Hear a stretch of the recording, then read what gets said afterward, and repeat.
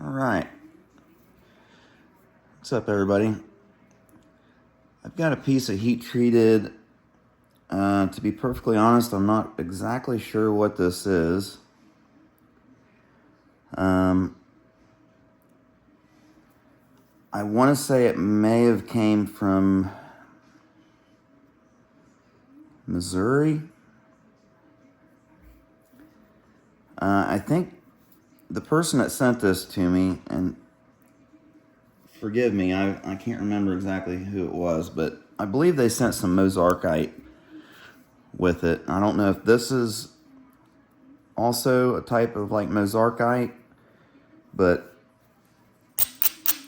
like I said, don't hold me to that on the material part of it. But anyways, I want to talk about direct percussion a little bit and kind of get back to the basics as far as, talk about some edges and edge prep and some stuff kind of more geared for the beginner. So hopefully this works out good.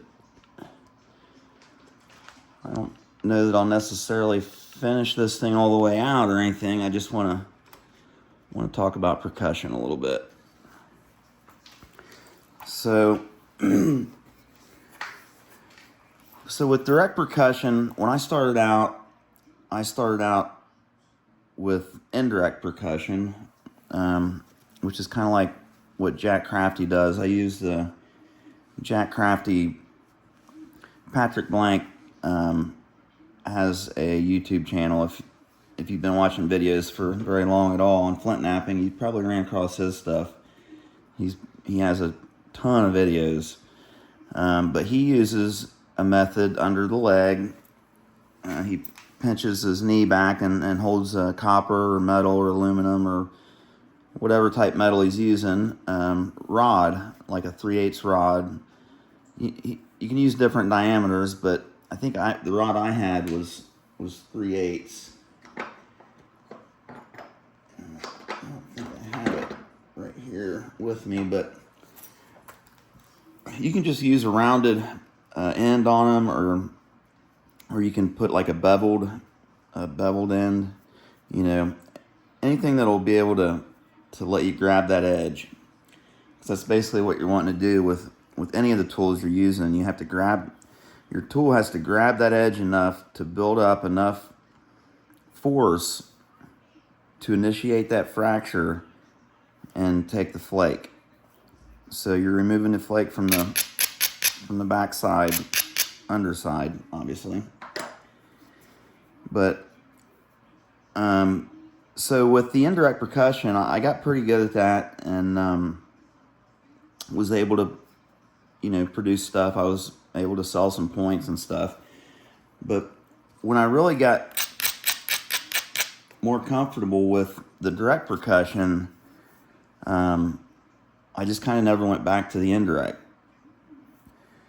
because I've been able to kind of do with the direct percussion what I was doing with indirect, but more efficiently. And once I got the hang of it with more predictability. So a lot of it boils down to your edge, like I said, being able to support the flake you're wanting to take, being strong enough and stout enough to carry that fracture through, to transfer that energy through the stone. If it's not, if it's too fragile or too delicate, what happens is it'll crush, the edge will crush, and instead of initiating one fracture in a bulb there and taking a flake, it will create multiple fractures, and they'll go in and they'll just run in there and stop, because they don't have enough energy and to produce that just one single flake. And as soon as you start getting that crushing and those little fractures, the multiple little fractures instead of one big one, that puts basically damage in your edge. And when you come back and you hit that thing again, it just drives those small micro fractures in to the stone more, and they just run out, and it can't produce a flake because the energy is being divided, and instead of with one fracture, it's going into all those little ones, and it's just running in and just dying out in the stone. It just can't carry that energy through there. So you'll notice if you got a bunch of little micro fractures or damage, in other words, in your edge, and you'll start hitting it and nothing's happening, and it's just getting duller and duller, and you're smacking on it, and you just can't get a flake to go. That's because you have those little small fractures in your edge that damage. So when you do get a little crushing on your edge, you're better off to just stop and just chip that away from the edge. You might have to flip it over and come at it from both sides a couple times, but get rid of that damage and get back to good solid material. You're going to sacrifice a little bit of width doing that, but it's better off to go ahead and just get rid of that damage and that crushing on your edge. As soon as you see it, just get it gone. That's my advice on that. But to prevent the crushing, you just need to make sure your edge is stout enough and dull enough, and turn kind of the right direction. I've got to where I can hit edges that might not look ideal, but the way I'm doing that is I'm compensating for that edge not being perfect with the angle I'm holding the workpiece, the angle I'm striking at, the speed I'm striking at, and the support that I'm providing, the back edge support and the surface support under the flake. That's the main thing that allows me to be able to hit these really high edges and kind of wonky areas that are kind of turned the wrong direction and stuff. It's taken me a long time, but I've gotten used to it enough where I can kind of cheat a little bit, get these flakes to go, hitting spots that are. What it does, it allows me to be a lot more opportunistic in where I'm hitting and the edges, and not having to do so much edge preparation. So, a lot of people might watch me nap and say, "Man, I don't know how you're getting those flakes to go hitting those high edges, and they're like turned the wrong direction, and the contours are all not quite right." So what I'm going to do, I'm going to try to get back and follow the rules a little bit better, so you all can see what you need to do as far as, because it's going to take a lot of practice to get a lot of these flakes to go that I'm getting to work for me. Without the correct support, like I said, the surface support and the back edge, and also end to end, you want to kind of pull the workpiece in a straight line this way. That'll help from getting that. It'll help you keep you from breaking it, basically. But so a rule of thumb is, if you're just starting out, that you want your edge to be below center line, or your center of mass.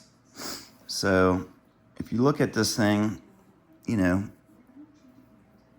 just draw a line down the center of the main mass right here. So it looks like this edge right in here is below it, and the surface contours there are kind of hard to see, but they're favorable because I have a little bit of convexity there. If you don't have convexity, at least you want it kind of like a straight line going up towards the center of the piece. This center. You don't want any concavity in that surface contour right there. If you have any kind of concavity at all, a lot of times your flake will run in there and it'll break off. Because that flake needs thickness to carry that energy through and have enough, structural integrity to continue and get a long flake. If you start out with your flake and say the surface has concavity in there, that flake will start out and it'll have nice thickness, but then your flakes, the material's getting thinner. As the surface goes down, your fracture's traveling straight underneath there. It's hard to get a fracture to do any kind of whoop-de up, up or down. Most of the time your flakes are going to travel, that fracture is going in a straight line. So the surface of the stone dictates the thickness of the flake. So when you got convexity, your flake it's gaining thickness up into here, maybe a third of the way in, and then it's getting thinner, so it's thinning out as it feathers out into the center of the piece, this center. I hope this is making some kind of sense, but that flake has to have enough thickness to be able to carry through there. What happens when it starts out thick and then it gets thin because there's a concavity in the surface, it gets weaker there, and just from the natural, the way the flake is coming off, you're hitting down on it, so it's kind of peeling away from the surface. And that peeling action, or that lifting action, when it's lifting up like that and that flake gets thinner in the middle where that concavity is on the surface, it produces a weak area, and it just cracks. That's the weakest spot, so it breaks off and you get a step fracture. So that's really important to know, because the sooner you get that figured out, the better off you're going to be, and you're going to get less step fractures. Now, can you get a flake to go through a concavity on the surface or a dished out area? Yeah, you can, but you have to provide a lot of surface support, to kind of hold that flake down. And it also helps if you're actually pulling back on the surface with your finger as you're taking the flake. When you hit that edge, I've noticed that it helps to kind of, if you're really trying to get one to go long and, travel a long way, it helps to pull back on the surface. And you can get rid of step fractures that way also. If you put a lot of surface support on them, and then, get you a nice stiff platform and raise your edge up a little bit where your flake's going to be thicker, and you hit and you kind of pull back on the surface, it'll help. You'll feel it. It'll run a little bit farther, and you'll just feel it kind of help peel off there. So with that, let's go ahead and I'll try to just kind of biface this thing out and explain what I'm doing as I go here. Kind of a cold, nasty day out, so I wouldn't advise Flint Knapping inside, but I am today. Me and Noodle hanging out. Ain't we, sissy?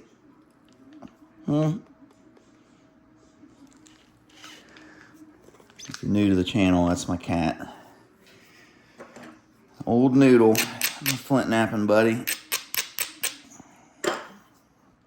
As soon as she hears the rocks hitting together, here she comes. So, what I'll do here, this side I've got a working edge here already, which just means I've got it down to a somewhat of a fine edge there. And I don't worry about when I'm just getting a working edge there going. I don't worry about getting it perfectly straight or really pay attention to above and below center. I'm just kind of getting it roughed out, getting it started. So with this edge, it's not really a square edge. It's kind of rounded, but I would still probably call that a square edge. And most people will zigzag. They'll get a place started on one end, and it's always easier to start at an end and work your way into a problem area than it is just to start trying to hit in the middle of this thing. I could sit here and hit on this thing and probably end up breaking it in half trying to get a flake started against that cortex and that rounded surface there. So what I did is just clip the corner off back here. That gives me a platform to strike right in here. Now, I'll just dull that a little bit. I still don't really want to hit right on that chalky cortex. I want to kind of try to come in, usually right where the chalkiness kind of transitions into the better material is a real nice place to hit and get a good flake. Excuse me. So I'm going to strike this. I'm going to support it. I got my back edge support here. You know, I'm holding it tight in my hand, and I'm going to strike it in this way and try to get a flake to remove as much of this rounded edge as I can and get rid of some of that cortex.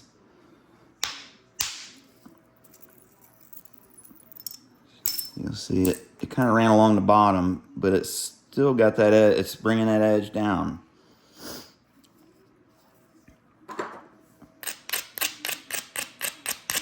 I think I can probably even get another one to run along there. Again, I'm going to strike into it this way. That's where the force is going. I'm going to strike more down on it, but the force is going this way. Okay. It's still bringing that edge down. Okay, so now I'll flip it and take a couple little short flakes here.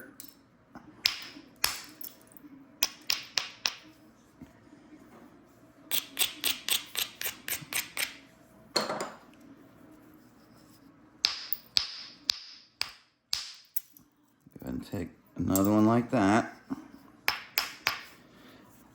Now, doing it this way, I think kind of helps you conserve width when you're working more from just one side rather than flipping it back and forth and zigzagging it back and forth. When you just work from one side, it kind of helps conserve material. Now, you are going to have to flip it back and forth some just to get your edge set back to that where you can take it from that one side. And you don't have to do it from one side. You know, you can basically the less you zigzag, the more width you conserve a lot of times, I think. So I'm going to zigzag it a little bit here though. Just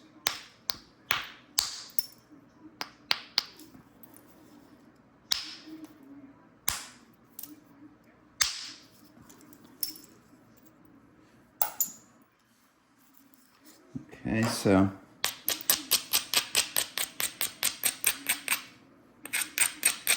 go ahead and get rid of that delicate stuff so we don't get that crushing we were talking about.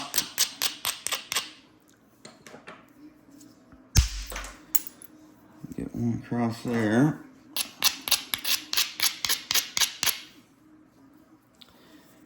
I'm going to remove some of this thickness, and I've basically got a square edge in the back on our base down here too, so I'm going to same thing. I'm going to try to run a flake across the bottom here.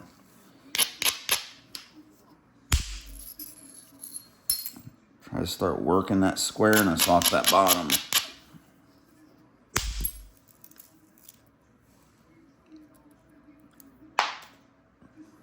Okay.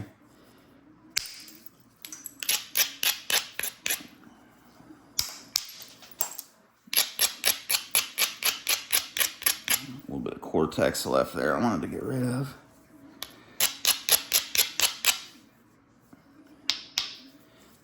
Now this little area here is kind of hanging down.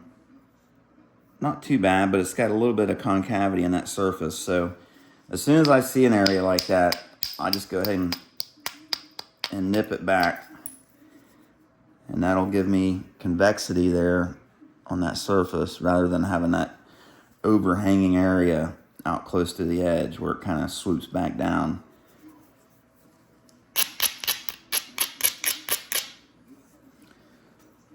So now, let me go ahead and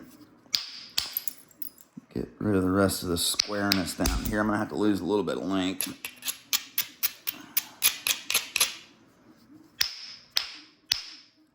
See how it's not releasing? I'm hitting on that chalky stuff.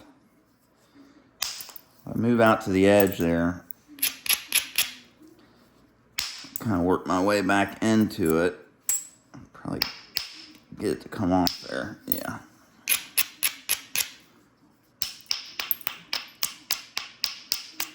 I'm going to go ahead and take this in and get closer to that because that's basically a step fracture. And in order to get underneath that, I have to get right up. I want to get right up next to it.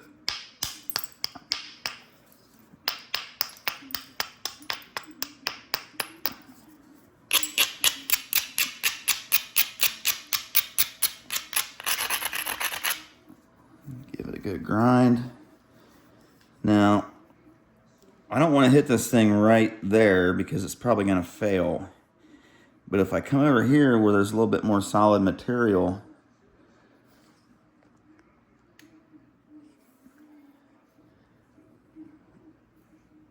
over in here, I can probably get a flake to go, and that'll kind of help me work my way into this more of a problem area here. I hit it with a lot of inward force. Not straight in, but I'm hitting it with more inward than downward. And that's important to mention because I didn't realize how much inward force you can use.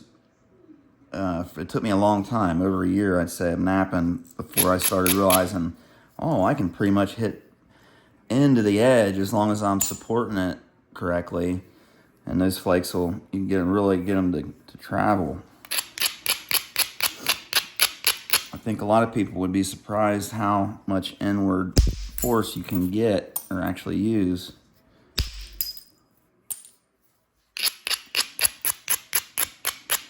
When you're providing the correct support.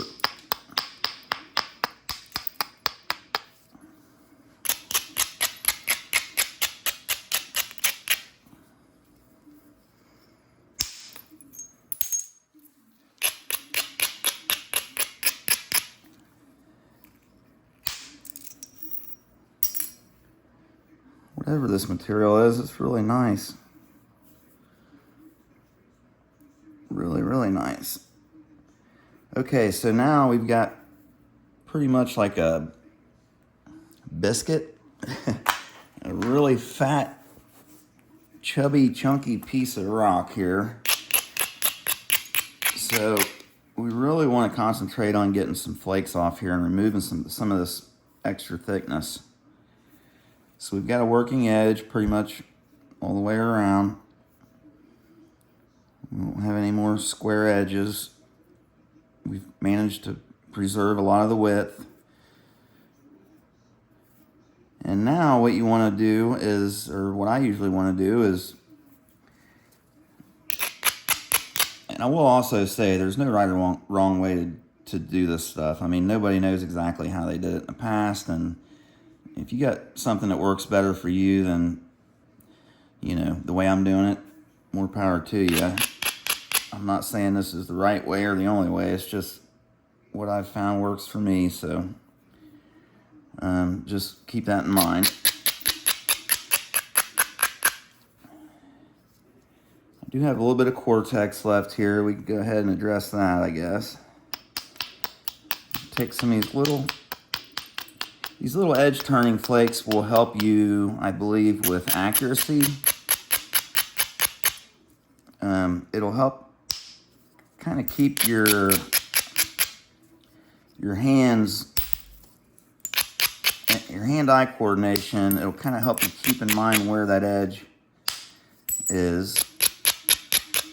These little flakes are just as important as the big ones, for sure.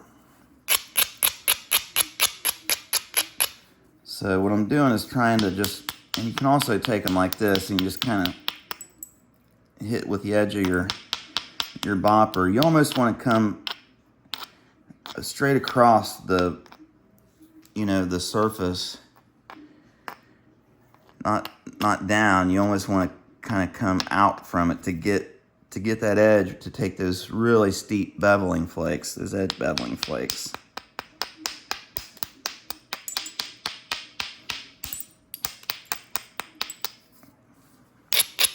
And there's no amount of abrading that's going to get that edge to do what you can do with just a few of these little edge turning, just nipping at it with your tool.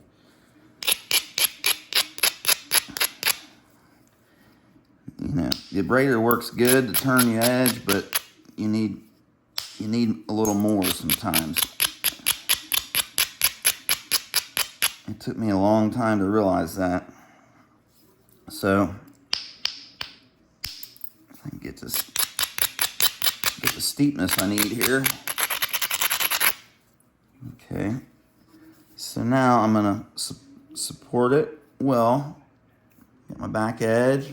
I'm holding on to it.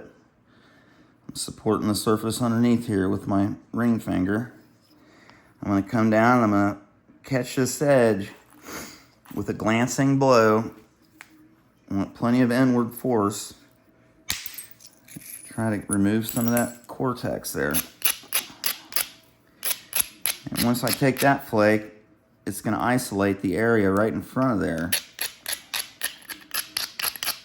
It's going to create somewhat of a raised area, usually a ridge. And a lot of times you can work your way right on down in succession down your edge, doing that. Just utilizing that isolation that it creates in front of your last strike. And it also helps, I'll mention, to space out your flakes as much as you can, because if you're going right up against your last hit, what ends up happening is you end up with a really flat contour on the surface, and you don't have any ridges. And these flakes love to travel underneath ridges, these fractures.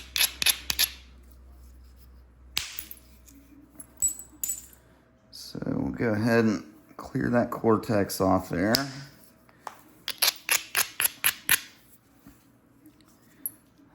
Without removing all my ridges and contours on the surface here, I do want to somewhat flatten out this one side. That's usually how I go about it. I'll pick the side that's the prettiest and I'll flatten it off, and then I'll come over and I'll move my edges up and take the thickness down, to that other flat side. You usually have to come back and revisit it. You can't just flatten it off and flip it over and go all the way back down to that, notch it and pressure it and done deal. You usually got to work back and forth a few times. But if you get this one side flattened off somewhat, it'll usually help. It gives you kind of something to gauge, where your piece is going to be, and your kind of a finished product, have something in mind. That way you can work towards it. So it's starting to flatten off a little bit. Okay. Not too worried about my symmetry or anything yet. I'm just trying to thin it out. So from here, I'll just go ahead and turn this edge. I'll make myself a continuous platform. Take some small little short edge turning flakes here.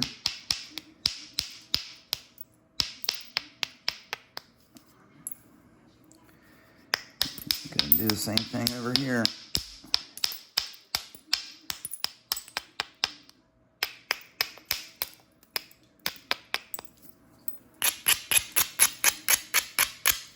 Go ahead and abrade down against that edge, you know, away from the side that you want to take your flakes from. That'll help bring this edge up higher. So when I flip it, it's actually lowering this edge and getting that curl to go down and give me enough surface to hit there to make that energy carry through.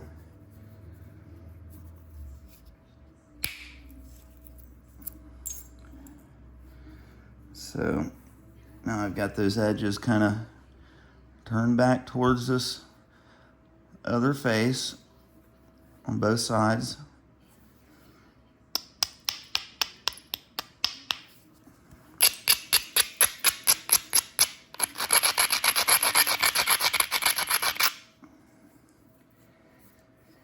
Now I should be able to find a place in here where I can hit. I'm going to be using a lot of inward here to get these flakes to be thick.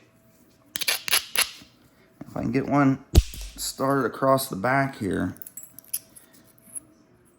that'll help isolate an area in here.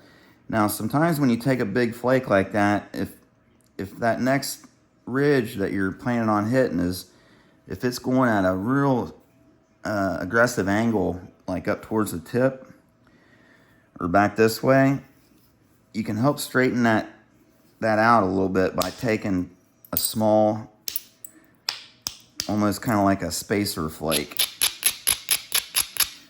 in between there.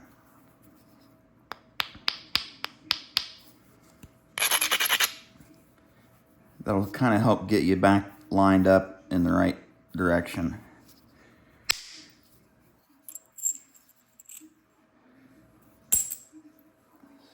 You can see that's kind of helping thin it out a little bit. We're gonna need a lot more, but I'm spacing these flakes out so I can come back and get another one in these raised areas here between where I'm taking the flakes.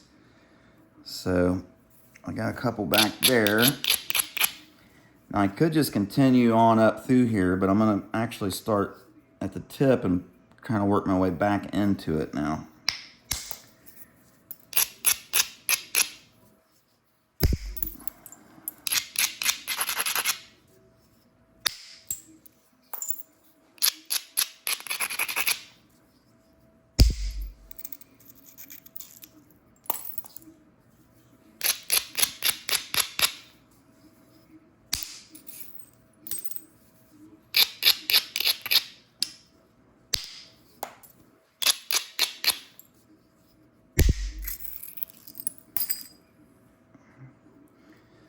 Okay.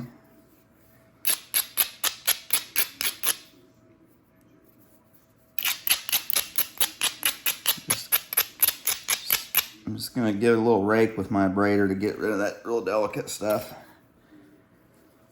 So now we'll switch over and come back to this other side here. Let's see if we can come across them. This will kind of help thin it out quite a bit, hopefully.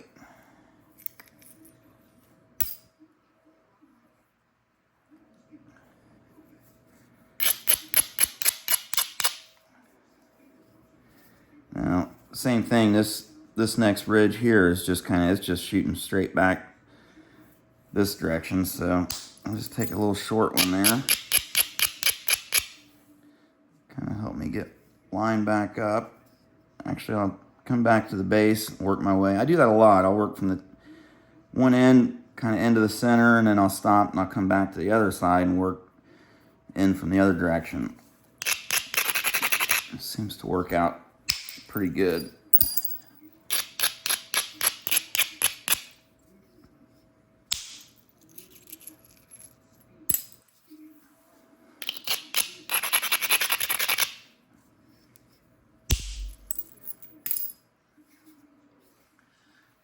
Okay, so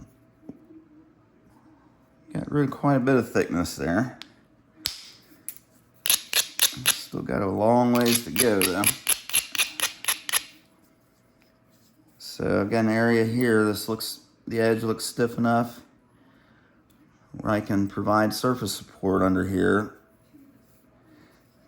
Hopefully get one to remove some of this mass right in here.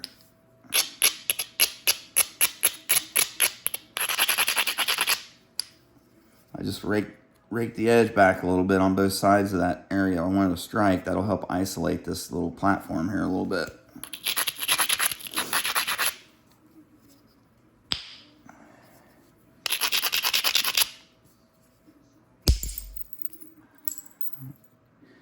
Didn't have enough oomph on it, that first one.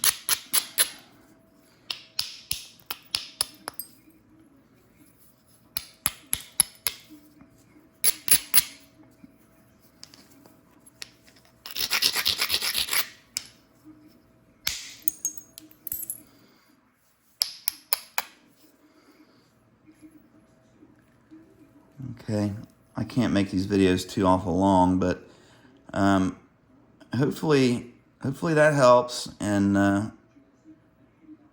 y'all let me know if that made sense. It's hard to put this stuff into words sometimes, but I'll be doing some more, more in-depth videos on the edges and support and surface support and back edge support and all that good stuff too. So, but maybe at least get the ball rolling with this video here.